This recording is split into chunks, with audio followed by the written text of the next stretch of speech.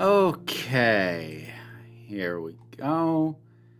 Switch that over to that, and yeah, that should be working now. Oh, dang it! I was gonna hold on one second. I'll be right back. I do this a lot. I tend to think of like, oh, that's a thing I should do, and then I forget to do the thing. I feel like that might actually be a rough summation of my life. You like the pants? Thank you, Diana. I picked them up in Provincetown when I went there with Liz. They felt appropriately gay. They're very gay pants from a very gay town. If you ever have the chance to go to Provincetown, I encourage you to do so. So, yeah, anyone who caught the first couple minutes, yeah, Pyro moved on earlier today. So, if I'm a little bit on the bummed out side, that's not the only thing that's like gone wonky this month, unfortunately, but it's been a big thing. But yeah, if I seem a little drained, a little low energy, that is that's a sizable contributing factor. But I hope everybody is doing all right.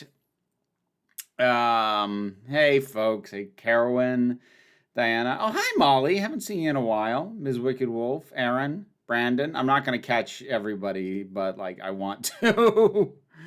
So yeah. Oh crap. As soon as this is done, I need to upload my review for third episode of House of the Dragon. That'll go up in the break room, I don't know, about 20 minutes, half an hour after this happens. John, thank you very much for the super chat. Is Pyro a pet of yours? Sort of. Pyro was my kiddo's rat, well, one of them. But you know, he lived at my house here. The rats didn't go back and forth. So, but yeah, so kind of. And I suppose it's worth reminding folks at this point that while I try and keep up with the chat, the super chats is the only thing that will guarantee that I will see and respond to your chat. You'll also get a heart of appreciation from me. At about 7:45, I will pop over to the Council of Geeks Discord and address questions from the patrons over there. And other than that, we're just here to ramble. Ben couldn't stay but sends his love. Oh no, that was nice of him. I appreciate that. Hope Boba's okay. Boba's doing fine. Boba is frisky and lively, and he's in good shape. So he's gonna be getting some extra attention because I don't want him to be lonely. And generally, it's tough with rats because they're social animals. And it's generally nice to get them, as a pair, or just get several of them. But the tricky thing is when one of them goes, that can leave the other ones lonely. But it's not always a great idea to bring in like a new rat, especially if it's like a younger rat. That may not go great. So it gets tricky. Yeah. Like your earrings. Thank you. I need to wear these more than I do. I was the kid taking it. I mean, about as well as kids do. It's not the first pet she's ever lost. It's not her first rodeo, but she loves her pets very, very, very much. So, she's sad because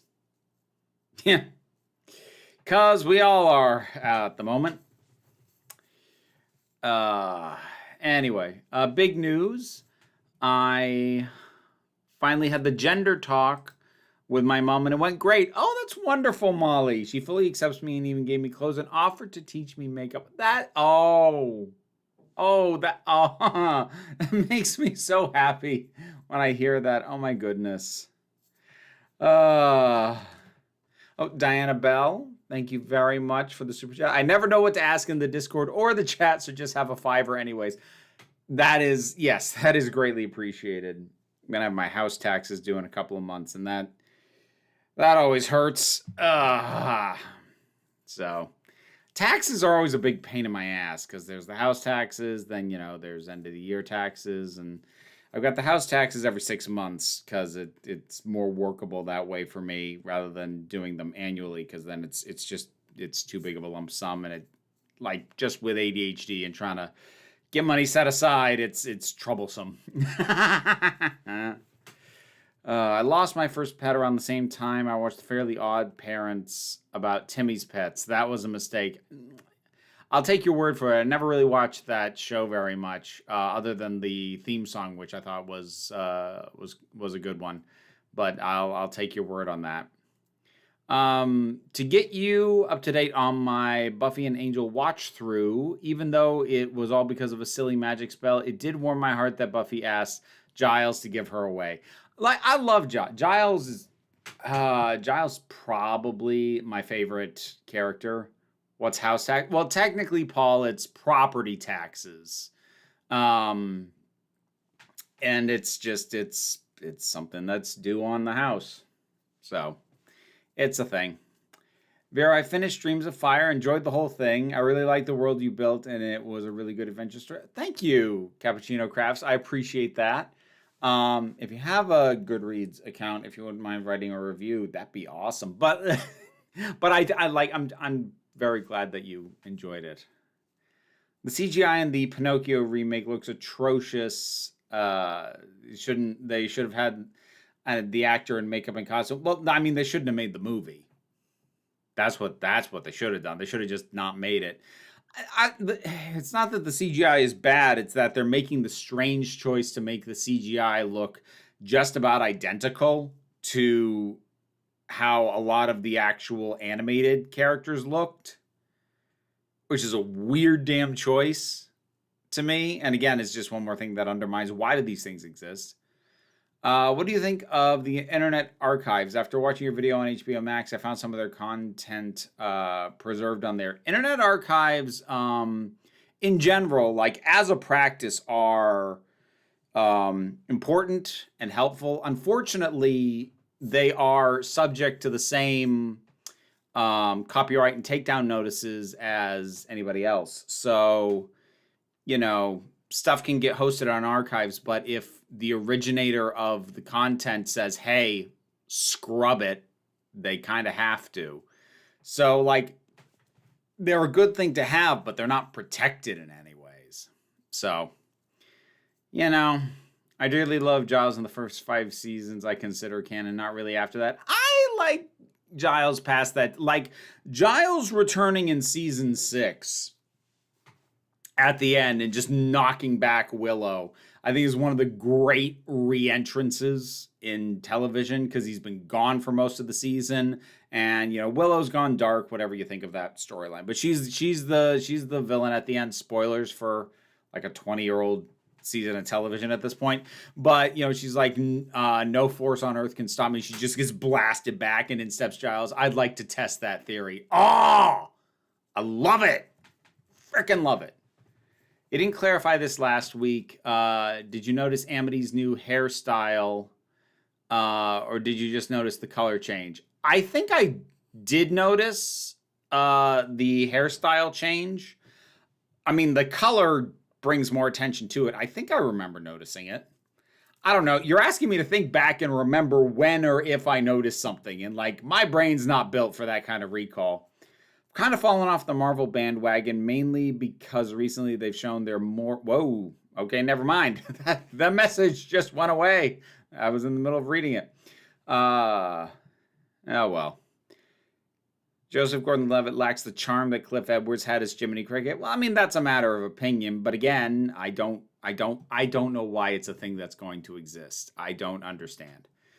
Do you want to see more guest stars in each episode of She-Hulk, or do you think it would be too gimmicky if we got a Wong-like cameo each time? I mean, given that it's effectively a sitcom, I think this is a show that has a lot more leeway to lean into gimmickry than a lot of the Marvel shows do.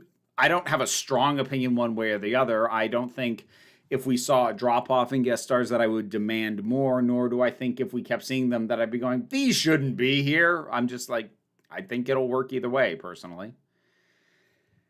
Happy belated Labor Day. Yes, happy Labor Day. And no, I did not take the day off, really, in a meaningful way. So things like Labor Day lose a lot of meaning when you are self-employed. That was a really great video, Vera. Digital rights ownership is not really protected. Great to raise awareness. Yeah, best as I can, because, like, it's a mess. It's real bad out there. Buffy, Merlin, Doctor Who, Anthony Stewart Head has completed the sci-fi fantasy trifecta. I mean, like, he's just good. He's just good in stuff. It's great. He always seems to have a nice presence, and I've heard like numerous like really sweet stories about him like offset. So that's always nice. Hopefully nothing nasty ever comes out about him. I'd be real. I think that one would hurt even more than Joss Whedon did. You can only choose one of these characters, one of these character arcs, Willow or Wesley. Oh, Wesley. Wesley's got one of the best character arcs in the Buffyverse, definitely, if not in television.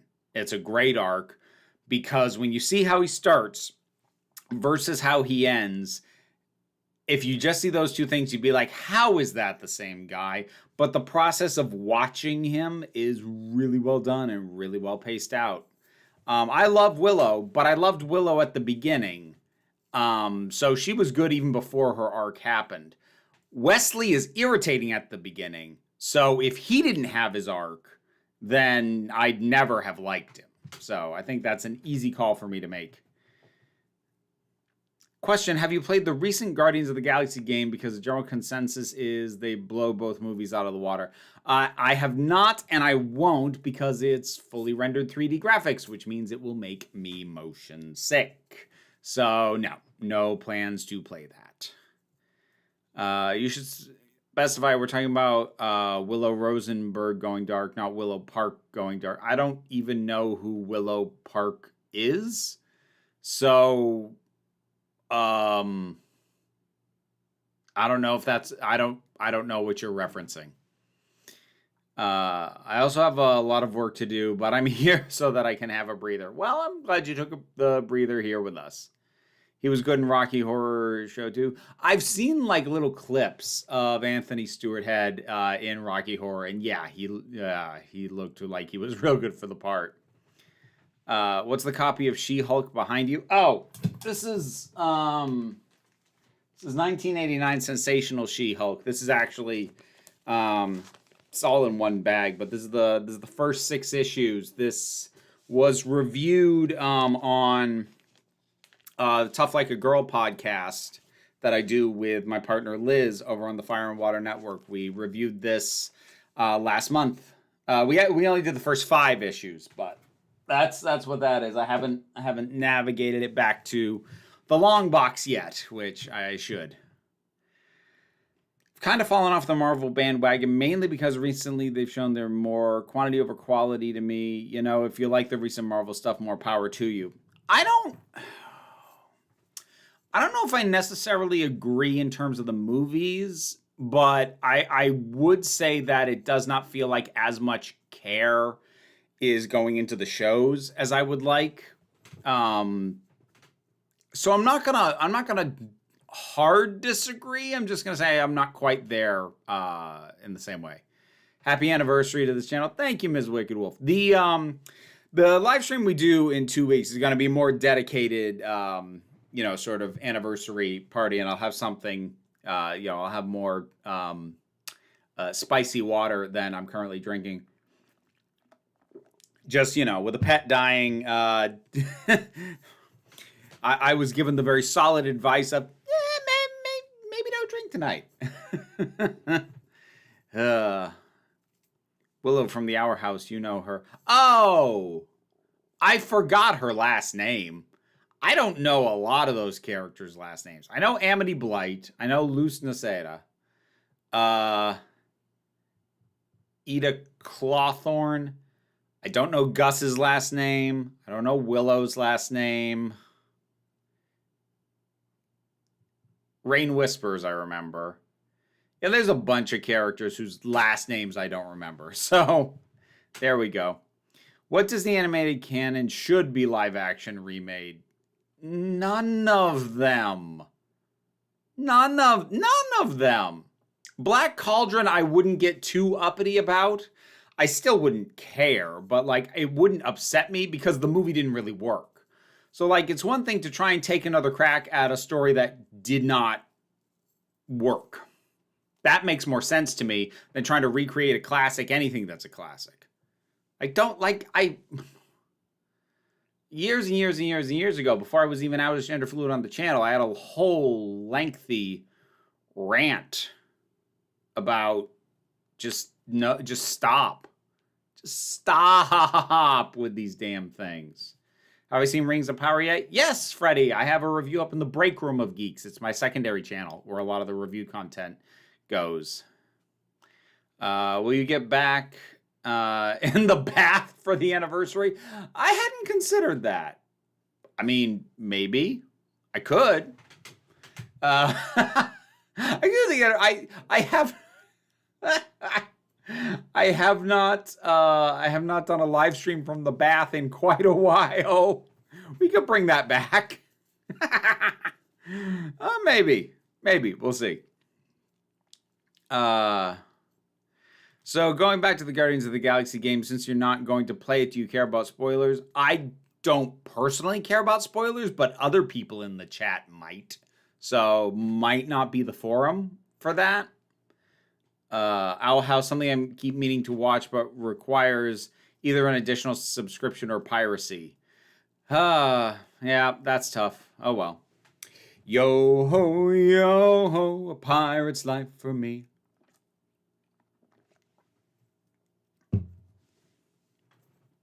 I mean, I think there is an opportunity to remake a movie in live action. 101 Dalmatians was pretty good. See, I didn't even like that.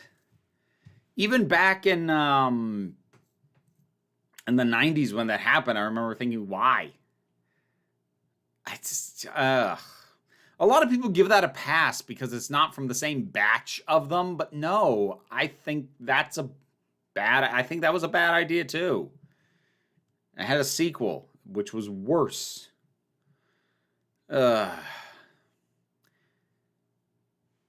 Sorry about your loss. Thank you, Black Cover. I appreciate that. Love the earrings. Thank you. I should wear these more than I do. I think part of the reason I don't wear them that much is I kind of need to have my hair up. Because if my hair's down, you won't see one of them. And so depending on which ear I do on which, you'd only see the she or you'd only see the they. But you wouldn't see the other one because my hair would be covering it. So I think that might be one of the reasons I don't wear them more. Live remake of Brother Bear, but featuring Indigenous actor director would be interesting. If it was a complete from the ground up rework with like an Indigenous producer, an Indigenous writer, and an Indigenous director, maybe. But if they're just going to stick an Indigenous director and Indigenous actors onto a prefab script that's basically the same damn thing as before, I'm sorry, I still don't think that's creatively worth doing. I don't. Glenn Close was awesome in that movie. Oh, she put her heart and soul into it. Still wasn't a good movie. Did not need to exist. Vera would never support piracy. No, absolutely. I would never support piracy. I was just singing a song. You know, there's good songs. A pirate's life is a wonderful life. You know, these are just fun songs.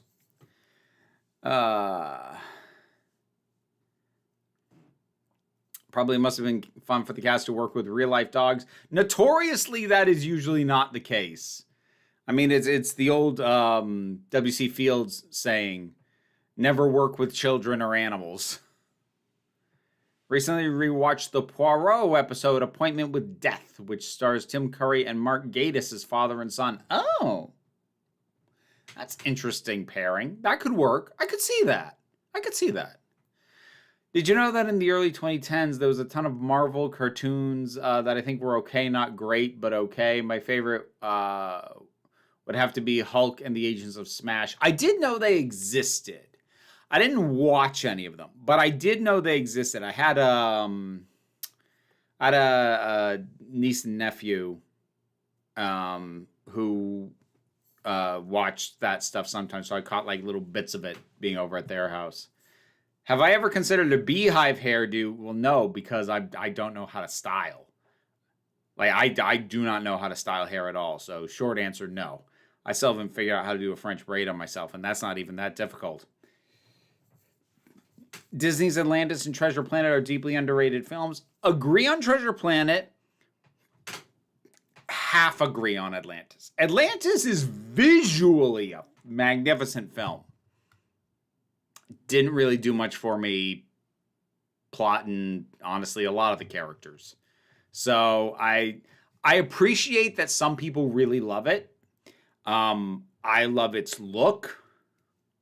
It's kind of it. I do love Treasure Planet, though. But that's also partially because, like, I'm just a sucker for Treasure Island, the narrative. So, like, most adaptations of Treasure Island I like, just because I like the core story. Disney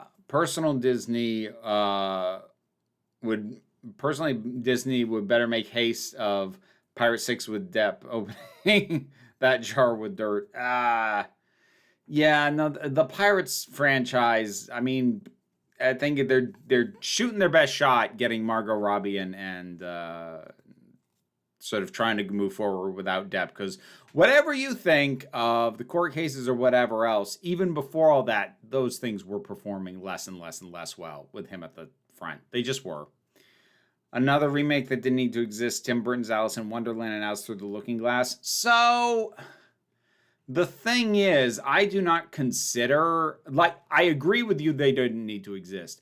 I would push back on the idea that they were remakes, though. They were, especially that first one, was more of a readaptation of the source material. It wasn't really approached like it was a remake of the previous Disney film. It wasn't treated that way at all. How do you have a niece and nephew when you're an only child? So I was wondering if anyone was going to ask that. More accurate would have been to say former niece and nephew-in-law. So these would be my kiddo's mother's niece and nephew. It was just easier to say niece and nephew rather than go through the whole thing. I keep trying to get a YouTuber's attention, not you, but she doesn't seem to respond to my comments as of late. How do I know whether I've become a Karen? It's hard to know, Black Cover, because different YouTubers handle their comment sections differently. Some just flat out do not handle their comments at all, depending on the size of the YouTuber. That might actually get passed off to somebody else. Like if they have any kind of team supporting them, that's probably somebody else's job to handle the comments.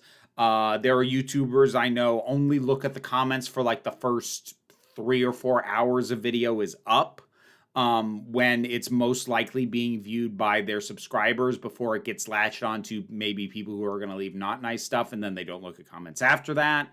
So, you know, it's not knowing how this YouTuber approaches their comments. It's hard to say whether or not you actually have a shot at them seeing your comment at all, and or what the best way to get noticed would be. So not everyone approaches them the same way. I manage my own comments and I do it diligently, which is not always fun, so I get why a lot of others don't.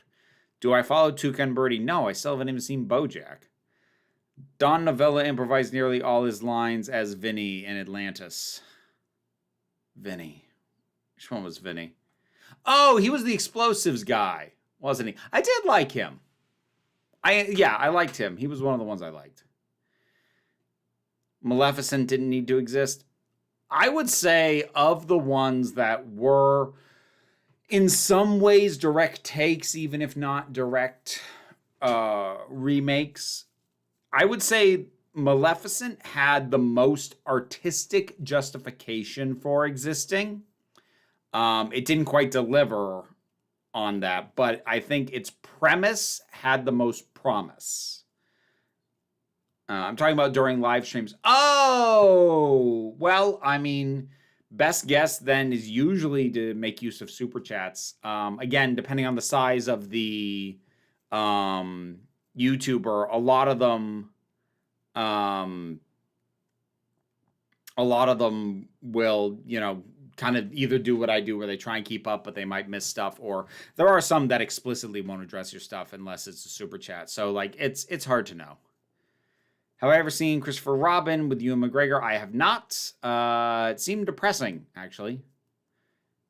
Imagine if She-Ra and the Princess of Power had ended with Adora getting together with Glimmer and Catra going off into the wilderness because she feels she isn't ready for true love.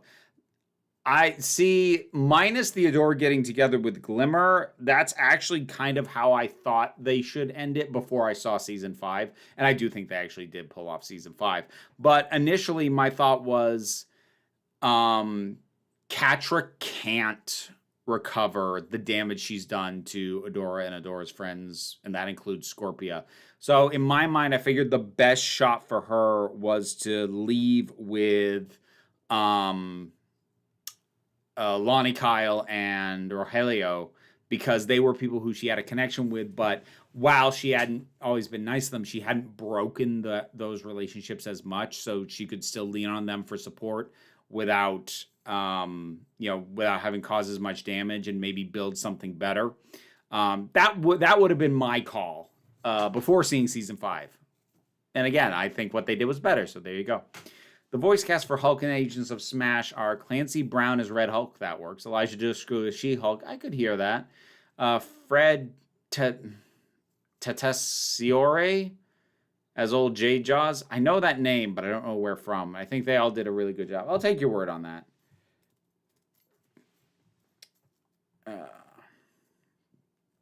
Christopher Robin was a decent film, methinks. I mean, it seemed decent, but it just...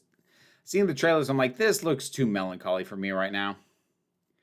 Favorite Doctor Who audio dramas? I mean, pretty much any of the ones written by Robert Shearman are gonna be up towards the top. And also Missy and the first series of Missy and the first series of The War Master. That's not to say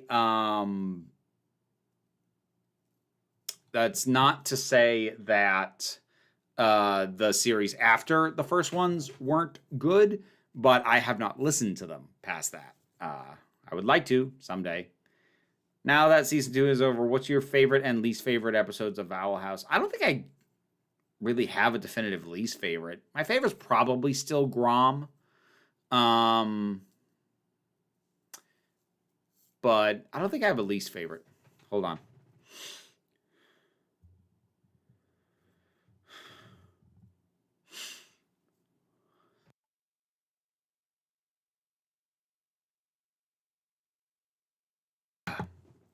There we go. Fred Tessitore is the voice of Shax on Star Trek Lower Decks. I've only ever seen the first episode of that, so that doesn't help. Thank you for trying. Please try again. I've been watching Classic Who, and I've had Jamie shouting, we happen to be on the island, stuck in my head for weeks now. I like Christopher Robin, but it was depressing. For Classic Who, I love Jamie. Jamie and Ace really compete for my favorite classic companion. They're both so good. Supreme Omega, thank you very, very much for the super chat. On X-Men, do you agree with Claremont that Jean's revival was still a mistake? Because reviving Jean sort of ruined Cyclops' development with Maddie. Kind of hard to root for a hero who ditches his wife and kid. I mean, whether or not you think it's a mistake, I suppose... depends somewhat on whether you think Cyclops is a character worth preserving the integrity of. Like, here's the thing. Cyclops is kind of the worst. He's kind of a selfish shit. But, I I don't think that's bad for writing. I think having a guy who's a decent leader, but kind of a bad person, is not a bad or uninteresting way to handle things. Because usually what you get there when you do that is you get like a leader who is successful, but ultimately is like kind of a bad leader. They're abusive to the people on their team or whatever. But like I find Cyclops at his most interesting when he is a good team leader, but a bad person, like in his personal life. And I don't have a problem with that dynamic. Where are the Big Finish series? I keep hearing about them. Go to bigfinish.com. They're audio adventures. You can get them digitally or you can order physical copies, which is a thing I encourage these days if you can afford it. I thought Christopher Robin was confusing. Aren't Pooh Bear and company supposed to be a figment of his imagination? I mean, it depends on interpretation. However you want to handle that, you're on your own. Does anyone remember Spectacular Spider-Man, the Avengers Earth's Mightiest Heroes series? Still some of the best animated stuff from Marvel. I remember that they existed. Yep. Not sure the War Master is Big Finish jumping in point, though, as it was so bleak. Oh, like, yeah, that one's tough. Whether or not the bleakness makes it a bad jumping on point, I think has more to do with your own personal tastes. I think narratively, it's no worse a jumping on point than any other Doctor Who audio first series is. It is heavy, though. That one, especially, the Skyman. Holy crap. That story. Yeah. Question, does anyone remember the third animated Spider-Man show with Neil Patrick Harris as Spider-Man? The end with Peter throwing the suit in the Hudson after being mind controlled. Wasn't that the wonky CGI one? Wasn't that like on MTV? Is that one? Luce would be a good Doctor Who companion. So would Marcy Wu. I think Luce would have a similar dynamic to Bill with just a slightly higher excitement level. Sadly, I found Todd's latest train records on Motley Crue rather dull. I mean, it wasn't his most exciting, but I also don't care about Motley Crue, so it's hard for me to judge. Do you think Rip Hunter is also a good leader but not a great person, or is he a bad leader too? Either way, I love him. It's hard for me to say because I don't really know. I know about Rip Hunter. I don't know him outside of the Legends of Tomorrow TV show, in which case he was as good a leader as anyone was going to be able to lead that particular crew of absolute dipsticks. So, Big Finish got me hooked on Out of Time, parts 1, 2, and 3. I'm not sure I know that one. They now have way too much of my money. Big Finish is very good at collecting all of everybody's money. I've never had pumpkin spice before. What does it taste like? Like pumpkin and spice. It's in the name. Captain Omni, thank you very much. Are you familiar with Dr. Omega? He was published in 1906 and had a spaceship and has companions, and funny enough, looks like the first Doctor. I am not familiar. Given when it came out, I might have to look it up, if only because that should be in public domain.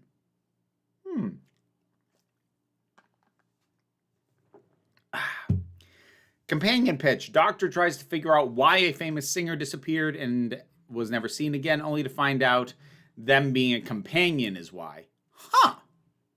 That'd be interesting. Yes, 3D animated, sorry. Yeah, I did see some of those, Logan. Not a ton, but I did see some of those. MTV sucks now. MTV has sucked since the early 2000s. To me, the heyday of MTV was the early 90s when they first started branching out from music, and they were really experimental, and they were willing to do weird stuff. that gave us Beavis and Butthead, which is what lasted. But that's also the time that gave us Aeon Flux and the Max, and they were willing to go some weird places, but that didn't last over time. Captain Omni, once again, thank you very much. It really does help. I am looking down the barrel of a tax bill I'm not excited about. Also, Dr. Omega's spaceship was able to slide through time and space. Basically, Dr. Omega is a public domain version of Doctor Who. Well. I will definitely need to look into that.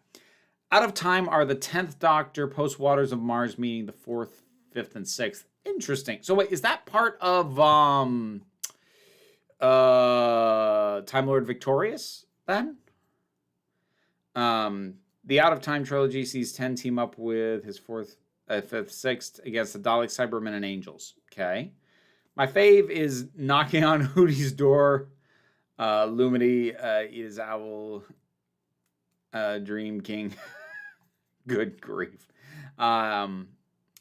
And least is either the body swap or the shrinking episode due to being the most generic and gimmicky. I mean, those ones are a bit gimmicky, I will grant, but I still had fun with them.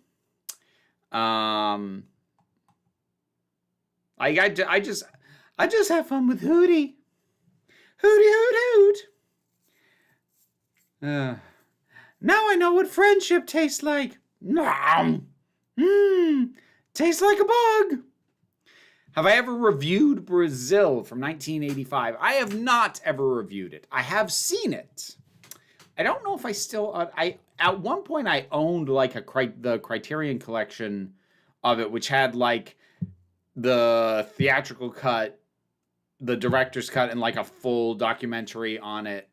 I don't know if I still have that. I might have given it away not because it's bad, but because it's one of those things like, am I ever going to actually watch this again? And at the time, the answer was basically, no, probably not. So I don't know if I still have it, but I did. But no, I haven't reviewed it. What do you think the most satisfying way to resolve Yaz and the Doctor's relationship could be? It seems like they've written themselves into a corner with that. The problem is, I don't know how you do it satisfactorily with one special left. And also have to tell whatever story that special is. I don't know. I just don't know. I don't know how you do that. Like, if the plan was to always pull the trigger on this, they really needed to do it earlier than we've only got one episode left to deal with this. That is more of a bummer than anything for me on that. Captain Omni coming in once again. I'm doing my own take on Dr. Omega for a novel. Oh, cool. Go for it. Yeah, absolutely. Is pumpkin spice a spice for pumpkins or a spice from pumpkins? I'm confused. It is a taste of pumpkin in addition to a taste of spice. So it is pumpkin and spice. Who's worse, Gurgi or Bartok? Bartok is amusing. He's deeply unnecessary to the movie he's in, but he's amusing enough. Largely for the voice is kind of funny. Yeah. Oh, I take care of her for you, sir. I give her a ha and a hi-ya. Like that, sir. It's entertaining enough. Gurgi's annoying. Gurgi is just freaking irritating. He's like a furry with Donald Duck's voice, and he's awful. I will say, after watching Sandman, I kind of found the humans to be kind of annoying and grating, and Rose is acting a little flat. Still love the show. Rose Walker and Jed were probably some of the weaker performances, but also, kid actors dealing with some really complicated material. I think they did about as well as most would have done. Captain Omni coming in once more. Greatly appreciated. Last bit of Dr. Omega trivia. His spaceship is basically a classic old-timey rocket mixed with a submarine. It is not bigger on the inside, however. Well, I mean, Doctor had to come up with some original ideas, I suppose. Am I familiar with Ben 10? I am. I know it's a thing. I've never watched it. Oh, it has a Doctor Who parody? Oh, interesting. Yaz's changing feelings about a male doctor could be an interesting resolution. I would be shocked if Yaz sticks through after the regeneration. I just would be. I would be shocked if they set that up. I'm expecting clean slate, which is how these things usually go during the showrunner handovers. What episode of the revived series would you recommend to someone who's never seen Doctor Who? I'm hoping to show it to a friend next year. So my advice on that has been the same for a very long time. Show them Blink. Now, here, then I'll explain why. The reason I say show them Blink is it's not only a completely self-contained episode, it's a self-explaining episode. It explains the concept of what is involved in the show within itself. So you actually have to do almost no prep. You show them almost anything else, you're going to have to explain, well, the doctor travels in this thing and it's bigger on the inside. You will have to explain none of that if you show them Blink. They can just watch it. And the other thing is, while Blink is not necessarily the most representative in terms of this is what Doctor Who's always like, it is an episode that I think you can say, if you watch this and you didn't like it, you will probably never like this show. So that's why I say do Blink. I consider it a test bubble episode. I really liked Rory and Amy as companions, and Clara was a bit meh. I had a lot of issues with Clara. I've gone off multiple times. I'll leave it at that. Remember when Gurgi sacrificed himself and came back? If you're really thinking about it, he's the real hero. No, he's not. He would have been the real hero if he'd stayed dead. I don't think I was ever so mad at a character coming back to life. I was like, why didn't you stay dead? I saw somebody asked about mulled wine. It is never a bad time to break out the mulled wine. So, Blink is the first / only episode of Doctor Who I watched. Hey, that works. Would a single disc containing all my shows and movies be an impractical fantasy? Disc? Maybe. Like flash drive, memory stick, some kind of single use, some kind of single self-contained media? No, probably not. That's probably viable at some point. This is my timey-wimey detector. Goes ding with this stuff. What kind of spice? I don't know, Alyssa. I don't work at Starbucks. And I don't encourage anyone to buy from Starbucks either. Ask the writers why they brought him back. I don't care why they brought him back. I don't care enough about the movie. Any new vids planned in the break room for fantasy novels, like you did Structure Breakdown for Dreams of Fire? They were very helpful. Possibly when I get back into writing on a regular basis. Because I've still got the audiobook to finish editing. So when I get back into actually writing on a regular basis again, maybe. But yeah, no plans for author diaries anytime soon.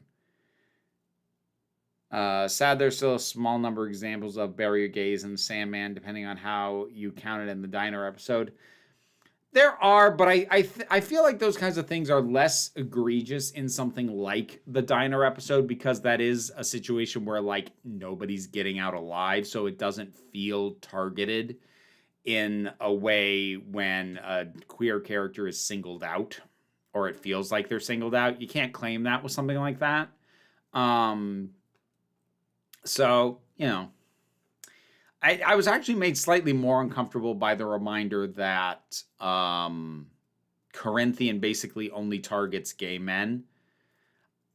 It's not even that I'd forgotten that. I remembered it, but it made me uncomfortable watching it in a way that it didn't reading it. That might just have been passage of time. I remind you of Snowbell from Stuart Little. I never watched those, so that doesn't have a ton of meaning to me. Question, which do you prefer, the 90s Spider-Man look from the animated series or the more slim look recently? It depends on how old they're going. If you're gonna have a teenager, have him be slim and gangly. If he's an adult, like, just give him a little muscle definition. Discord, yes. Thank you for that. Speaking of Barry, you guys curious, what do you think of the Orville? I have not seen past, I think, the first 4 or 5 episodes of the first season. Anyway, I gotta hop over to the Discord, check out questions there. I will be back presently. Let me see. If the media companies are pushing a rent subscription service, what would be an acceptable compromise? An acceptable compromise would be to get a time machine, go back in time, and strengthen the antitrust laws to stop these corporations from getting so monstrously huge that they can force things into whatever damn shape they want because there's no competition anymore and they all just buy each other until there's only about a half dozen companies that basically own everything in entertainment. There you go. There's your compromise. Invent time travel and go back and fix it. Like, I don't know. I'm not a legislator. While I advocate for true ownership, I'm not, I'm not a policymaker. I don't know the best way to move forward. I just know what we've got is messed up. If you could play any game with the camera issues that make you want to yak, which one would you want to play first? I don't know. Maybe Shadow of Mordor I might jump onto. Or I might go back and finish Portal if I knew it wasn't going to make me puke. Pie or cobbler? Mood dependent, I would say. Slight lean towards cobbler. Let's see. I have a question about the pronoun they. I feel honestly confused when it's used because I always think they are talking about more than one physical person. Now, first, let me preface, I respect the idea with the use of they, but just wonder if there could be a less confusing way of presenting the idea, or maybe it's just me and I should get used to it. I'm curious if this is a general thing that those exposed to someone using that pronoun is also confused about. Okay, so it's not an uncommon point of confusion. It is one of those things that's only kind of as big a problem as you make it, because the thing is, if you think about it, you are used to hearing they in singular contexts, such as contexts where maybe you don't know the gender of somebody. Like somebody cuts you off in traffic. Oh, who do they think they are? Because you didn't see if it was a man or a woman. But also you might not default to that, even if if it's a possibility. I don't think initial confusion or difficulty getting used to it makes you a bad person. I have needed time to get used to it, and I'm still not perfect in terms of always remembering to go with they, them pronouns. As far as your question, can it be presented in a less confusing way? Yes. The problem is language is an ever-evolving thing, and it rarely evolves by mandate. It evolves by cultural consensus. Words get used in enough ways or frequently enough that they just get adopted into parlance. So like there are a ton of gender neutral singular third person pronouns. There's a bunch of them. And you'll even find some if you go to, depending on where you are in online spaces. The problem is there's no way to force those to become standard use. And so when you're in it, for non-binary people who do not want to use she or he or are comfortable or makes them dysphoric to do so, they're in a position where they're either going to have to try and hammer into people, pronouns like ze, zer, or something like that, which most people have never even heard of and would create an even bigger mess than they, because at least they has precedent. Yes, even precedent as a singular. So to a certain degree, it just becomes easier. Hopefully at some day in the future, we can have a culturally agreed upon third person, gender neutral, singular pronoun. We just don't. at present. And so they is the best we've got. And the thing is, I know it's confusing now. You would be surprised at your ability to get used to it. If you can just kind of get out of your own head and not think about it so hard, it goes smoother than you'd think. Have you ever played or would you try Minecraft? I have never played Minecraft. The general lack of direction fails to appeal to me. And also, even though it's super blocky, fully rendered 3D would probably make me motion sick. So no, I don't plan to try it. What's the most aesthetically pleasing or beautiful game you've seen in your opinion? Oh, I don't. Spiritfarer would be up there. Yeah, I think that's probably what I give it to at this point. Do you have any advice for one newly moved out trans guy? And that's a little vague. I mean, if you are fairly, if you're fairly new to, being out on your own, just find your people. Find a community that makes you comfortable. And that may or may not be a queer-focused community. That could be a nerd community. That could be a book club. It could be whatever. But, go out, find your people. That's my advice.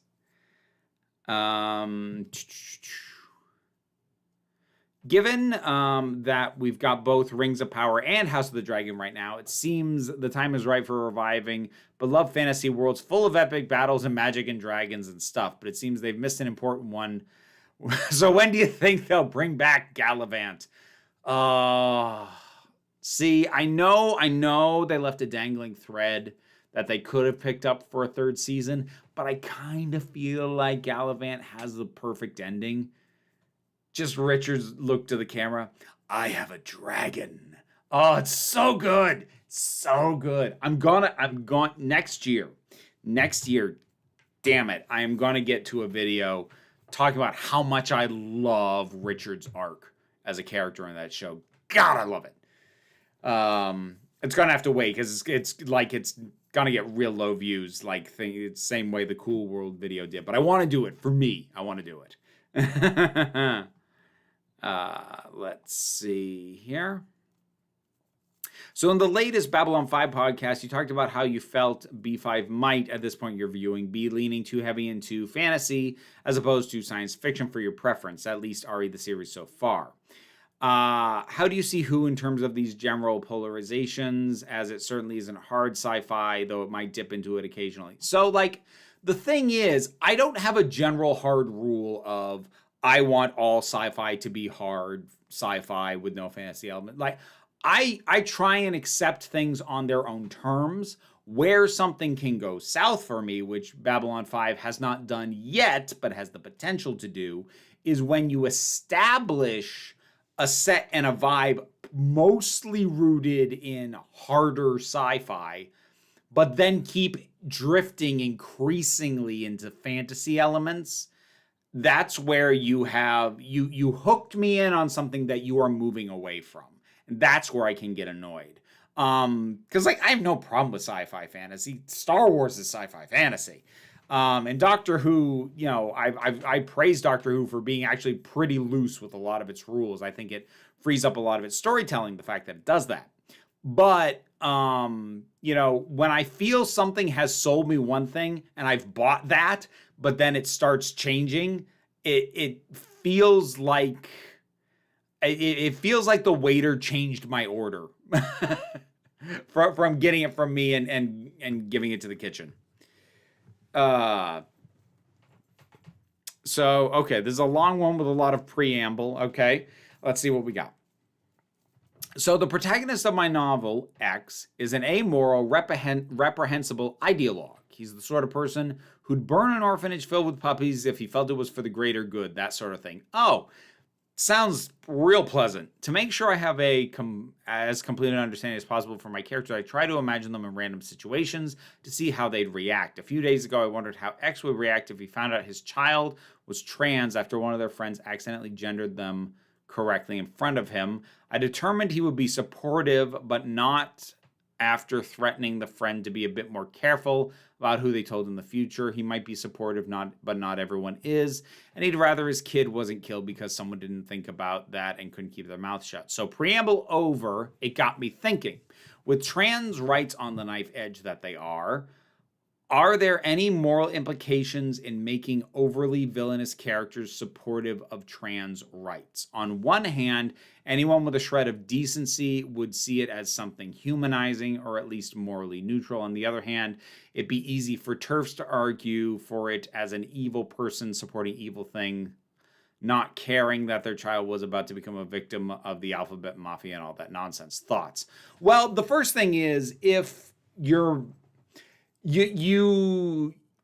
it's rarely healthy or helpful to think of anything you do in terms of how will the worst people on the internet take this, because they're going to take it horribly no matter what you do.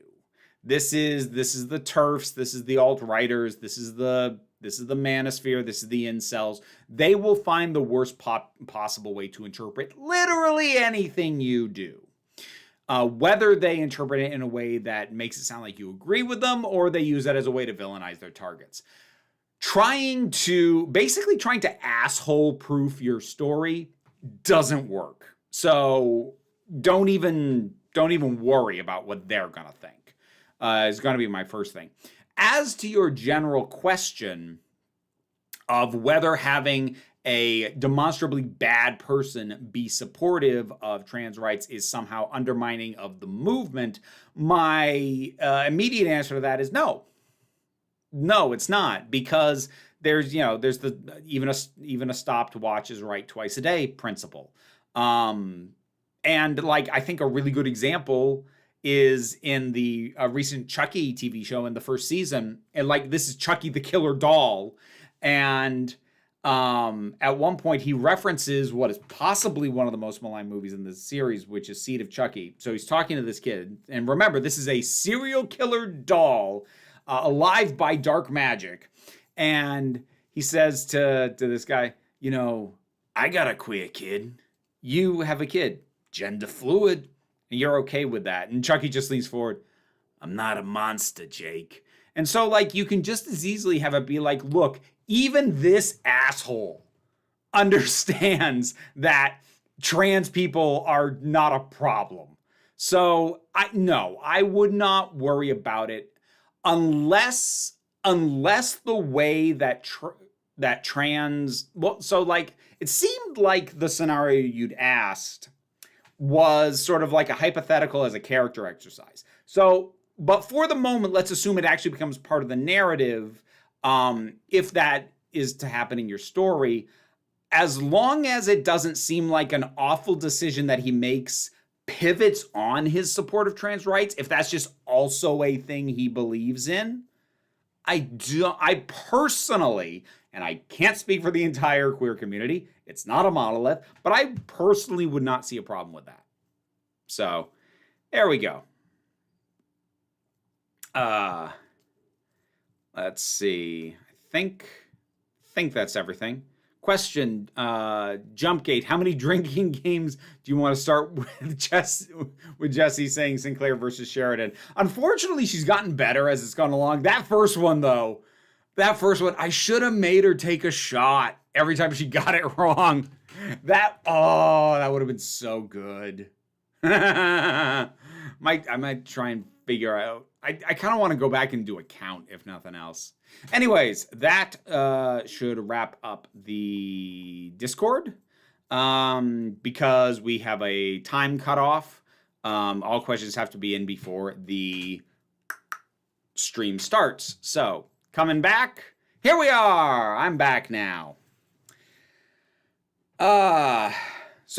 We've got new super chat. Thank you, Supreme Omega, very, very, very much. In an interview, Didio felt Wally was never his own character and was way too subservient to Barry, and his presence complicates the Flash franchise way too much.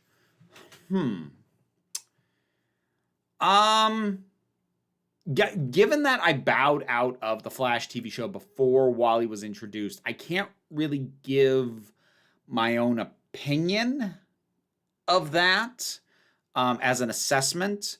What I can say is I never got the impression that the CW shows did a more traditional hero sidekick dynamic. And if you're not going to do that, yes, I can see where those concerns or those arguments would come from. Again, I can't verify that because I bailed after the end of season 2, I think. I think that was as far as I got. Could the Klingon High Chancellor work as a puppet? Sure, why not? Who do you think has the best character arc in all of television that you've seen? I don't have a short answer for that. I can give you like the short list of considerations off the top of my head. Wesley Wyndham-Pryce, King Richard, Catra would be on there as well. Trying to think. Those would be the big 3 off the top of my head. There's probably some others if I actually like sat down and thought about it for longer. Any good comebacks to get woke, go broke? Tired of hearing it and looking for the best thing to say. Yeah, block whoever said it so you don't have to listen to them again. Honestly, like, I know it would feel good to have a good comeback, but like, they're never going to listen and they're just going to keep being jerks and you're better off ignoring them. I know sometimes don't feed the trolls is really unsatisfying as a piece of advice, but like sometimes it's just true. I don't remember, but have you ever engaged with Rick and Morty in any way? It's a guilty pleasure for me when I just want to feel awful. I watched the first, I think, 3 episodes of Rick and Morty, at which point I bailed because I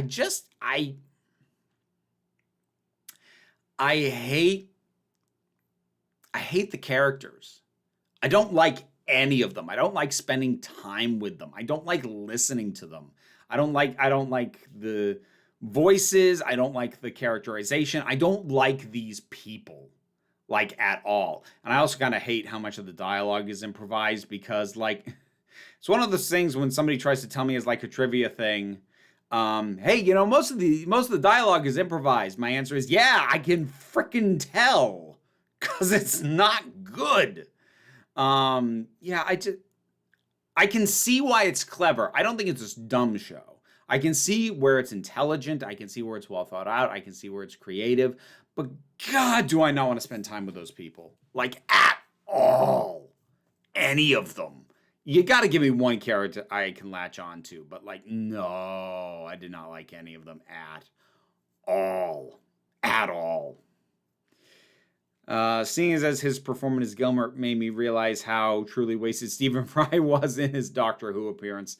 I mean, I'm assuming they only had him to shoot for a day. That's kind of my assumption on that. Do you have a favorite episode of The Prisoner? It's been too long since I've watched it. I kind of feel like the first episode is kind of perfect. But like it's been way too long since I've watched The Prisoner. I wish the remake had not been crap. It had such a good cast.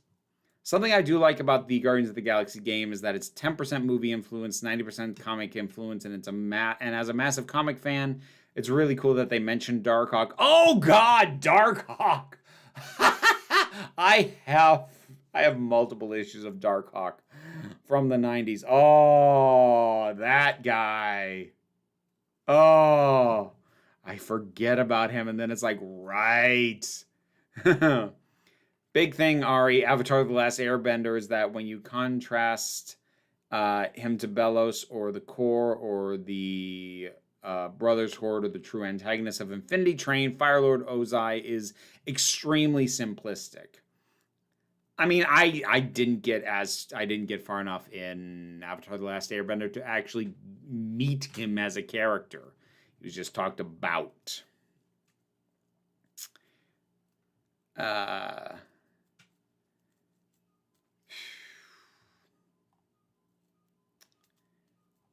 let's see, where was I? Hey, do you remember me from your Back from the Beach live stream? I was the one who said I love your videos. I think I do, Riley. I'm not always great. Like, asking me, do I remember you from the last live stream is not, it's not the best. Best, like, ADHD.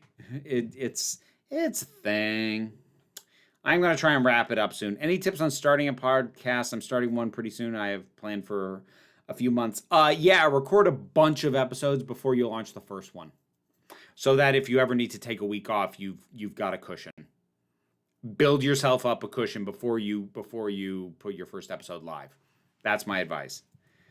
What cartoon am I going to review next? I recommend either Paranormal Park, 12 Forever, or Bee and the Puppy Cat. I don't know at present. What my kiddo and I are currently watching is we are catching up on the remainder of season 1 of Ghost and Molly McGee. I might give my thoughts on that. I don't know how much I'm going to have to say. I don't know. We'll see. Trying to catch up so we can wrap it out.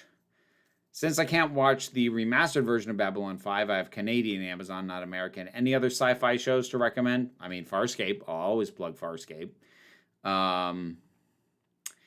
Excited, hoping for a second season of Peacemaker. I mean, like, it's pretty much confirmed they're doing a second season so far as I'm aware. That was a real good show. How far did I get into Avatar? I watched the first 2 seasons. Only did a review for the first one. And again, like, as I've said, every single time it has come up for me, I don't think it's bad. But I've seen too many things that took the template of what it did and did more with it, that if I'd watched it at the time it aired, I think I would have a similar level of appreciation to, so many people. But I didn't. And it can't impact me watching it now the way it did when, or even within the first 5-8 years of when it aired. So, I don't know what to say at this point. Captain Omni, thank you very much. As someone who has read Savage Dragon for years, I can say that's like watching a really cool race car going fast before hitting into a horrific crash. I have a couple of collected volumes of Savage Dragon. It's not good, but it's kind of great. If you've read it, that might make sense. Have you seen any of the Doctor Who animations of the missing episodes? If so, what's your favorite? I've seen a few. I've seen the half-animated recreation of Shada. I've seen... something of the Daleks, Power of the Daleks, I think it is. The first Troughton one. I think that's all I've seen for the animated recreations. I haven't seen that many of them yet. I thought you lost interest in Ghost and Molly McGee. Well, no, it wasn't that we lost interest. It's that we watched the first 5 episodes when those hit Disney Plus, and then we moved on to other stuff, and there weren't new episodes on, and then we just kept doing other stuff. But now that we've wrapped up the other stuff we were watching, we're circling back on it. My takeaway of the Corinthian is he's supposed to be a representation for the dark sides of people, so the fact that he targets gay people, while I was a little turned off, it makes sense. Like, I get it. It just still made me feel a little bleh. On the subject of Babylon 5, Claudia Christian was in Big Finish Audio's Perry's mom. Who is she on Babylon 5? I'm not good with actor names. I'm super not. Favorite guilty pleasure?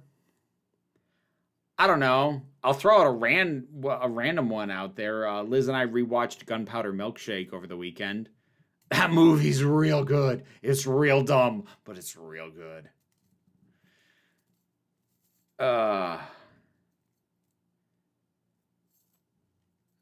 Ari, the Ghost of Molly McGee, and the character of Libby, Hershey and Molly are adorable together. Yeah, they are. Oh, that's Ivanova. Thank you, Rowan. Thank you for clarifying that. Guilty pleasure sci-fi movie? I don't know. Space Truckers? I don't know. Anyways, I'm gonna wrap it up there.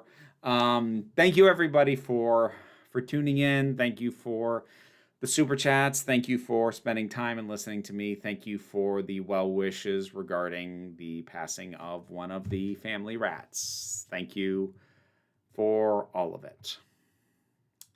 I hope that you have a great rest of your week. Tomorrow I will be streaming on Twitch. I'll be playing more Loop Hero. Because I'm still into that, so I'll be playing more of that, and within the next, hopefully, half hour or so, my review of the 3rd episode of House of the Dragon will be up in the break room of Geeks. On Thursday, I'll have a review out for the next episode of She-Hulk Attorney at Law, and then Friday is more Twitch. Probably still Loop Hero, and then Saturday is going to be a video giving the as marking the the 10th anniversary of the channel. It is a complete-ish history of Council of Geeks, so you have that to look forward to. All this stuff going on during the week, and I hope to see you all there. But really, what I want you to remember is that you are beautiful, you are valid, and you are loved. You're the council. I'm just running the meetings. And until next time, this council is adjourned. My cavity!